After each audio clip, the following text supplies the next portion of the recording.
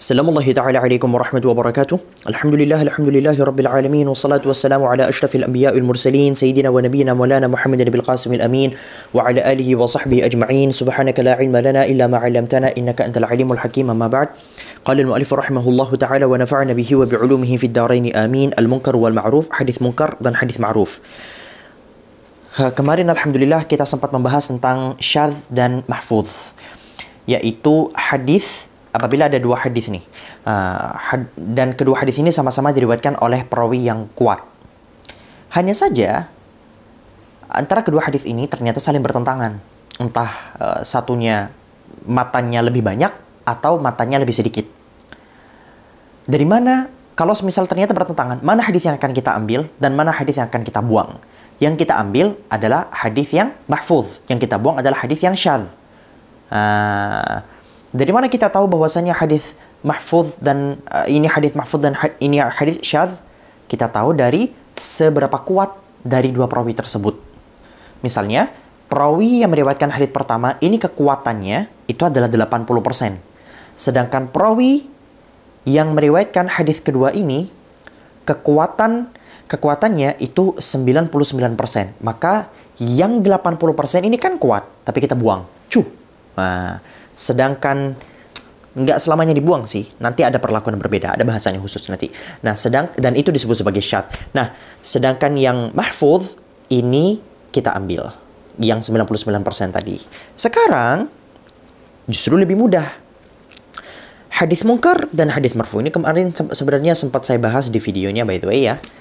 Sempat saya bahas dan sudah saya buat satu episode. Cuman karena setelah saya tonton ulang, saya banyak terbata-batanya karena memang betul-betul kemarin saya langsung shoot tanpa murajaah, betul-betul seperti orang yang kejar tayang. Jadi saya hapus videonya dan saya buat lagi sekarang. Hadis munkar ini justru lebih mudah. Nah, munkar ma'ruf ini lebih mudah. Kalau syadz mahfuz itu sama-sama kuat, tapi satunya lebih kuat. Kalau munkar dan ma'ruf, ya memang satunya ini lemah, satunya kuat. Sehingga yang lemah kita buang, yang kuat kita ambil. Selesai dong. Begitu aja. Al-munkar, hadis munkar.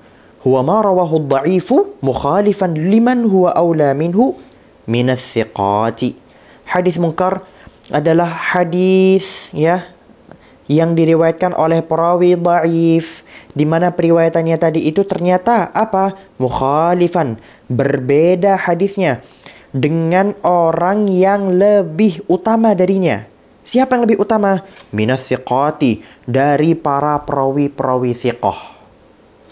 Wa yuqabiluhul ma'ruf, kebalikan daripada hadis munkar adalah hadis ma'ruf. Wa huwa hadithu thiqati alladhi khalafahu ad-dhaif.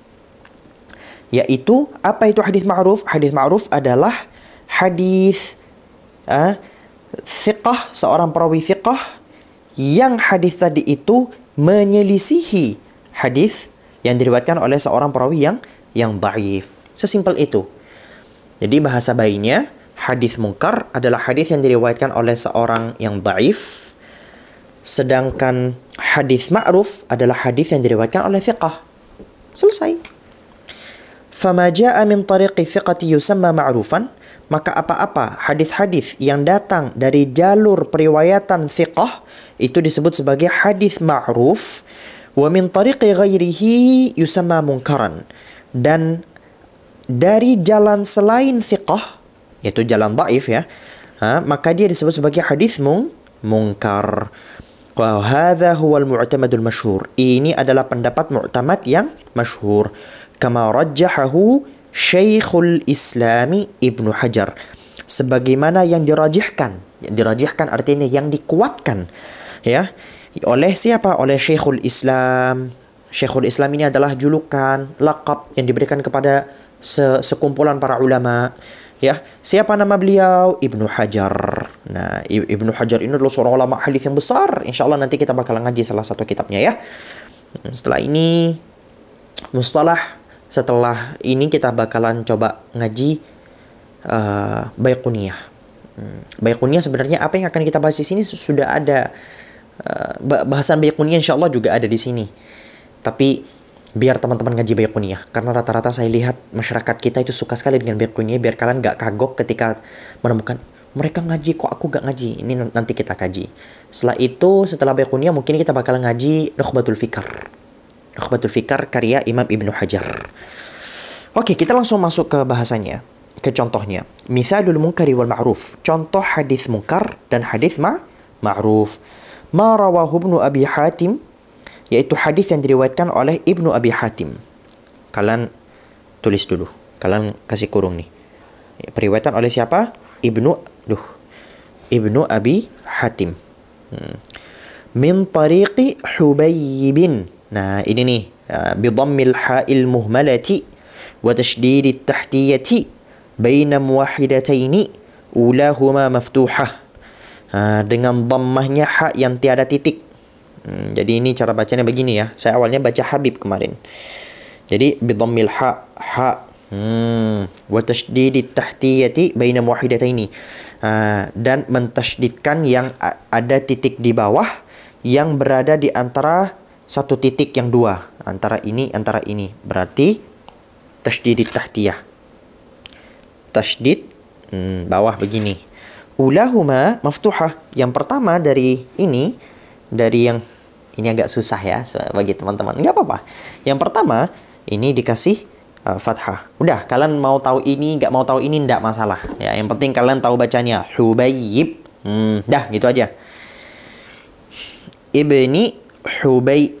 Ini apa bacanya? Bi fathil muhmalati biwazni karimin. Oh, Ibni Habibin. Oke, Ibni Habibin. Nah, dari jalur periwayatan siapa? Dari jalur periwayatan Hubayib, anaknya Habibin. Nah, siapa beliau? Akhi Hamzah Az-Zayyad, saudara daripada Hamzah Az-Zayyad. Hamzah Az-Zayyad ini adalah seorang qari yang begitu terkenal. Salah satu dari furu yang 7. Salah satu dari, kalian mungkin pernah mendengar istilah di dalam ilmu qiraat ada qiraah sab'ah. Salah satu qiraah sab'ah, qiraah yang 7. Nah, salah satu dari qiraah sab'ah itu diriwayatkan lewat jalur Sayyiduna Hamzah. Silakan cross check matan Syatibiyah. An Abi Ishaq, dari Abi Ishaq. Anil Aizar ibn Hurayth, dari Imam Aizar ibn Hurayth. عن ابن عباس dari Ibnu Abbas radhiyallahu anhuma عن النبي صلى الله عليه وسلم قال, dari Rasulullah sallallahu alaihi wasallam beliau berkata, man aqama as-salata, barang siapa yang mendirikan salat, wa ataz zakata, dan yang menegakkan zakat, wa hajja wa sama, berhaji, berpuasa, wa qara dhaif, memuliakan tamu, memberi makan tamu, dakhalal jannah, maka dia akan masuk surga. Nah, kita gak usah bahas di kematannya, bahasan kita di sini di sanad. Qala Abu Hatim, Imam Abu Hatim berkata, huwa munkarun. Hadis tersebut itu munkar. Kenapa? Lianna ghairahu minats thiqati rawahu an Abi Ishaq. Nah, ini dia, ini yang perlu teman-teman tekan ya, mauqufan. Karena sesungguhnya selain daripada hadis tersebut diriwayatkan oleh sejumlah para thiqat ya.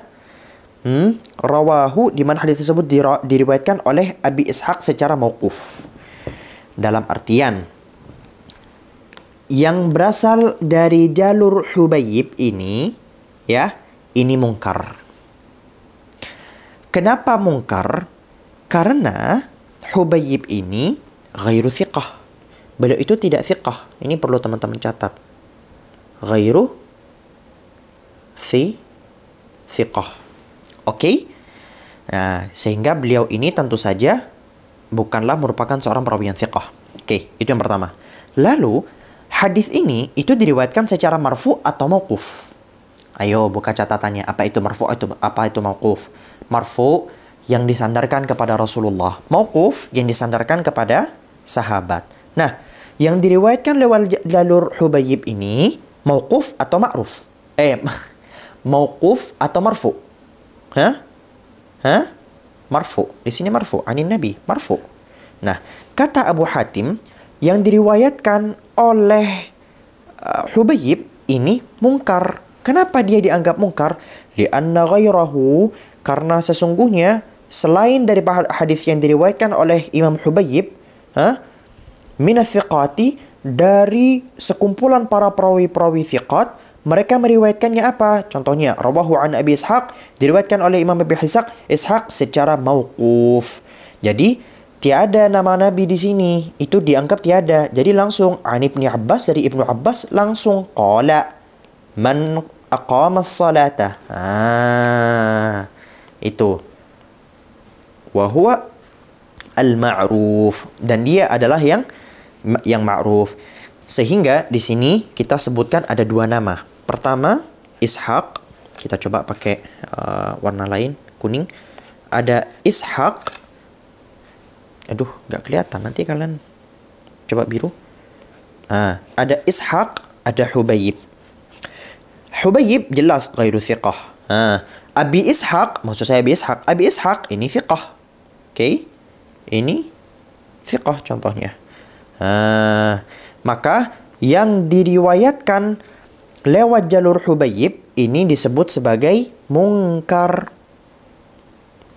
Yang diriwayatkan oleh Abi Ishaq ini disebut sebagai apa? Ma'ruf. Dah, gitu aja. Wa Hubayib wa huwa ghairu thiqah. Rafa'al haditha fatakhalafa. Hubayib ini kemudian memarfukan hadis tersebut, sehingga kedua hadis tersebut tadi itu menjadi berbeda. Walamma kanal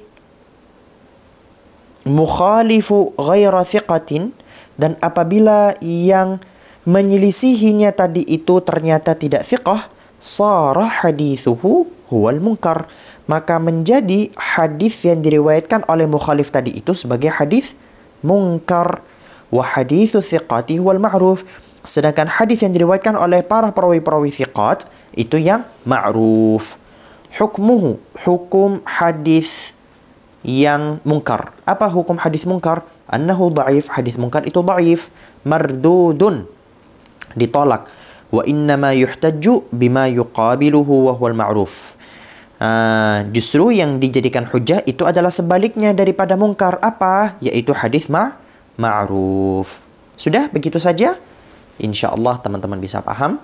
Hadza wallahu subhanahu wa ta'ala a'lamu bis-shawab. Subhanakallahumma bihamdika asyhadu an la ilaha illa anta astaghfiruka wa atubu ilaik. Wassalamualaikum warahmatullahi wabarakatuh. Bye bye.